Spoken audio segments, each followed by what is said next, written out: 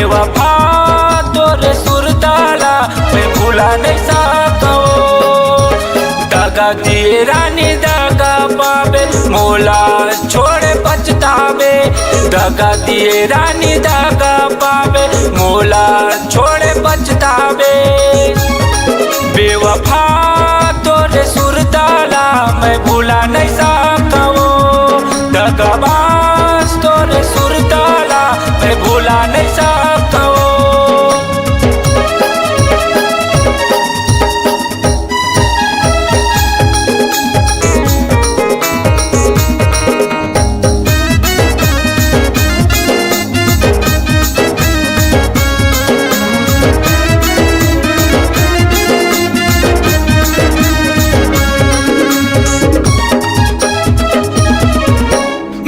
मीठ बोली ममोला रानी तहा ए फसाए।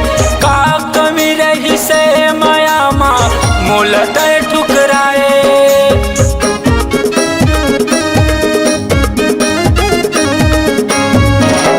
मीठ मीठ बोली ममोला रानी तहा ए फसाए।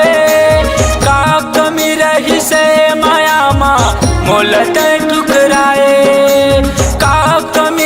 से माया माँ मोल तय ठुकराए। बेवफा तोरे सुरताला मैं भुला नहीं सको। दगाबाज तोरे सुरताला मैं भुला नहीं सको।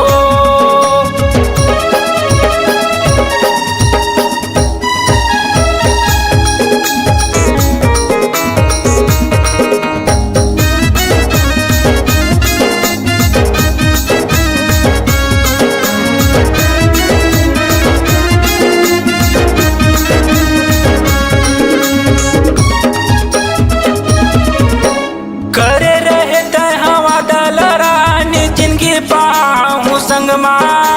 तोर सुरत मोल रही रही आथे घुट घुट मरत हो मैं।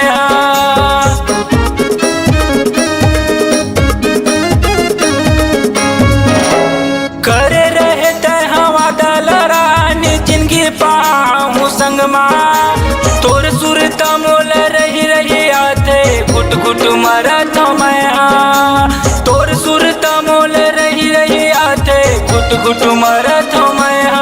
बेवफा तोरे सुरताला मैं भुला नहीं सको। दगाबाज तोरे सुरताला मैं भुला नहीं सको। दगा दिए रानी दगा पावे मोला छोड़े पछतावे। दगा दिए रानी दगा पावे मोला छोड़े पछतावे। बेवफा तोरे सुरताला मैं भुला नहीं सको। दगाबाज तोरे सुरताला मैं भुला नहीं सको। दगाबाज तोरे सुरताला मैं भुला नहीं सको। बेवफा तोरे सुरताला मैं भुला नहीं सको।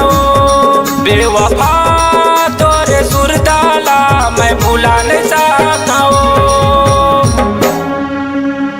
अपनी आवाज को नया कायम देना चाहते हैं तो चले आइए श्री राम जी म्यूजिक स्टूडियो, सेत गंगा सिपाही, जिला मुंगेली, छत्तीसगढ़। Mobile number 8103 75 71 42।